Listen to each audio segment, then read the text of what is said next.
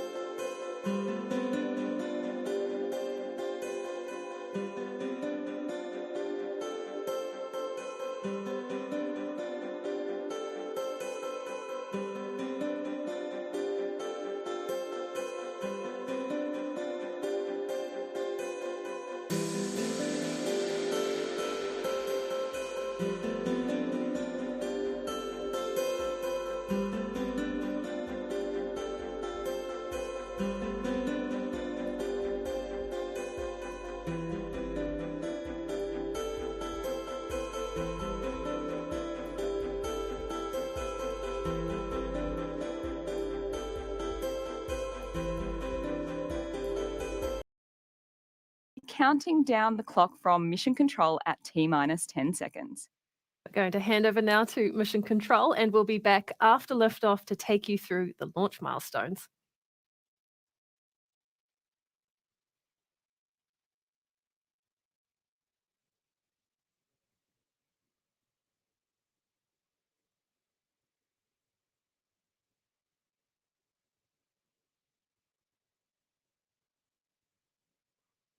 All avionics batteries have switched to internal power.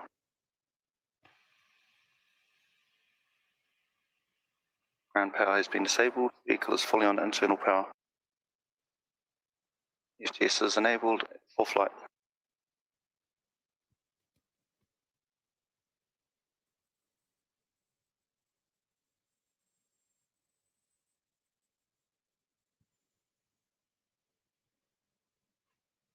Lock load complete. System in recirculation.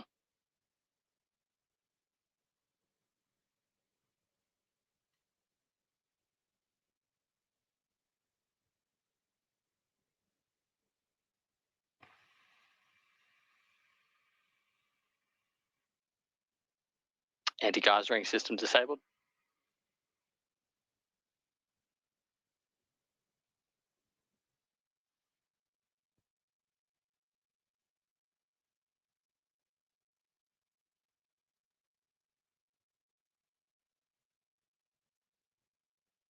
Stage 1 and Stage 2 are pressed for flight. High flow engine purge is enabled.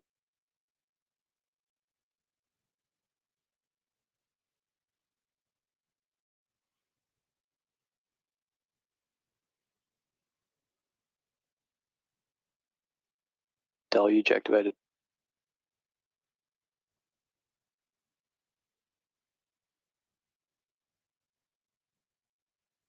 T-minus 20 seconds and counting.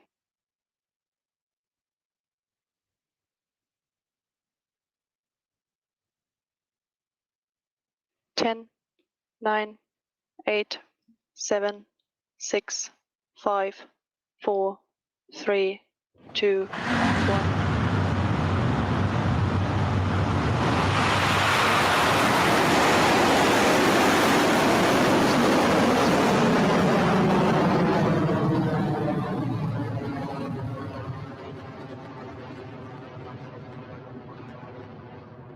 Beginning pitch over. Stage 1 propulsion is nominal.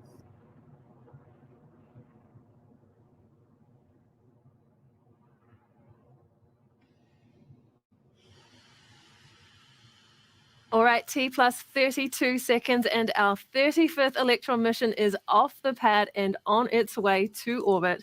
The next mission milestone will be max Q, when Electron experiences the most amount of mechanical stress as it heads skyward at the intersection of vehicle speed rising and air density dropping.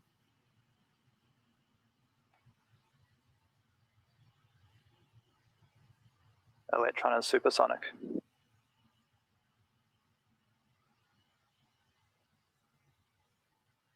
Approaching max Q.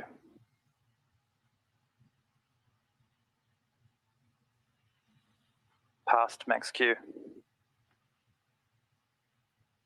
There it is from Mission Control. Electron has cleared max Q and is now throttling back up to full noise as it continues onto space. We are currently traveling at a speed of 2,400 kilometers per hour and at an altitude of 22 kilometers as we approach the next mission milestones, 3 in quick succession this time. First, the 9 3D printed Rutherford engines will throttle down before shutting off completely. This is known as main engine cutoff, or MECO for short. Then we'll have separation of the first and second stages, followed quickly by ignition of the single vacuum-optimized Rutherford engine on Electron's second stage to carry us the rest of the way to orbit. When Electron's booster is on its way home to Earth, we will try and stick with the Stage 1 live camera feed for as long as we can so we can watch Electron's ocean recovery attempt unfold. But for now, it is back to Mission Control for those next 3 launch milestones. Entered radar to deck mode.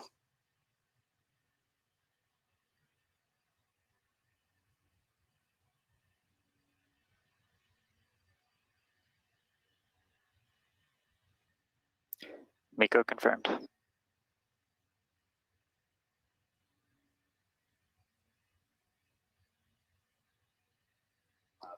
Stage 2 ignition successful. Stage 2 guidance nominal.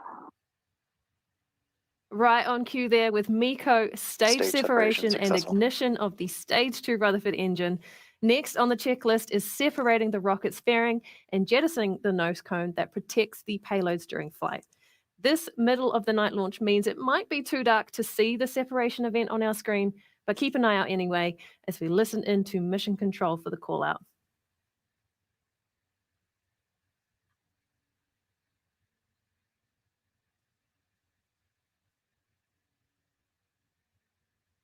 HVB battery discharge is nominal. Variant jettison succeeded. And there's the Stage 2 propulsion confirmation we were nominal. waiting for. Electron's fairing has successfully been deployed. Stage 2 is continuing well with its payloads to orbit. The vehicle is currently reaching speeds of more than 8,500 kilometers per hour at an altitude of 135 kilometers.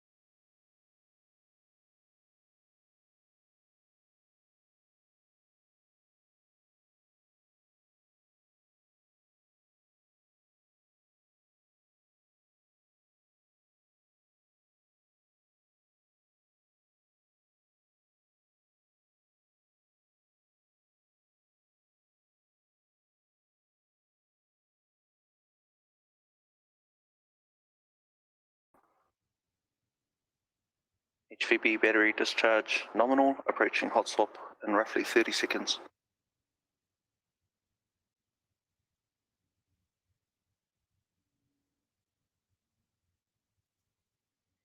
So with Electron's second stage now at over Throttling down. 194 kilometers in the air, the vehicle will be coming up on its next event, the action of swapping the batteries that keep the second stage's Rutherford engine going.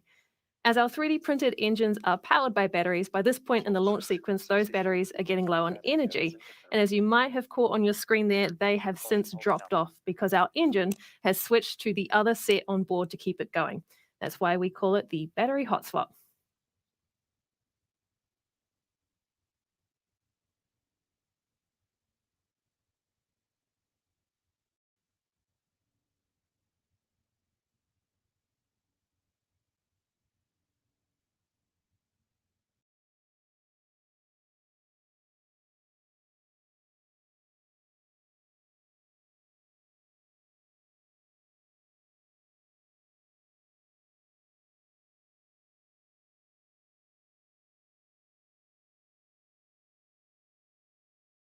stage will be SECO, or second engine cutoff. And that is when the Rutherford engine throttles down before shutting off just ahead of Electron's third stage, what we call the kick stage, separating and carrying on with the mission with Black Sky's payload.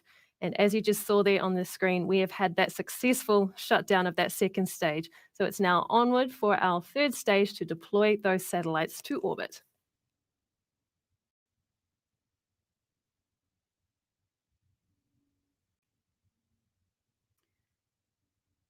Black Sky's satellites are heading to a circular orbit today, but at the moment our kick stage is on an elliptical first pass. To get into the required circular orbit, we have a tiny engine on the kick stage called Curie that will course correct the mission by orienting the kick stage on the right trajectory for payload deployment. We won't have live video of this payload deployment for this mission, but we will be back to listen out for those final few calls from Mission Control, along with an animated view of the end of the mission to visualize what is happening up there in low Earth orbit.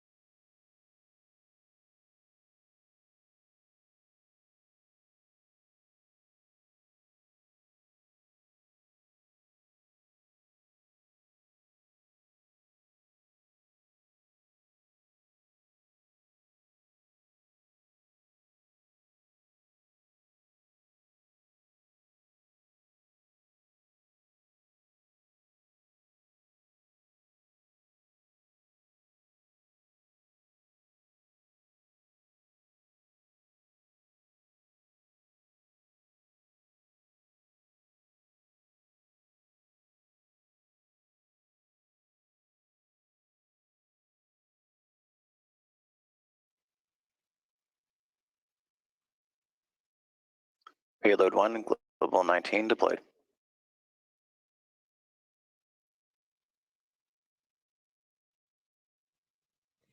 You heard it from Mission Control. That was the report that the first of the 2 Black Sky satellites have been successfully deployed to its new home in low Earth orbit.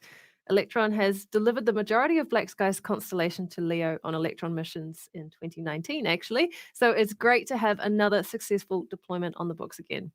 This first satellite will be followed shortly by the payload adapter we added to the kick stage to accommodate the second satellite on this mission.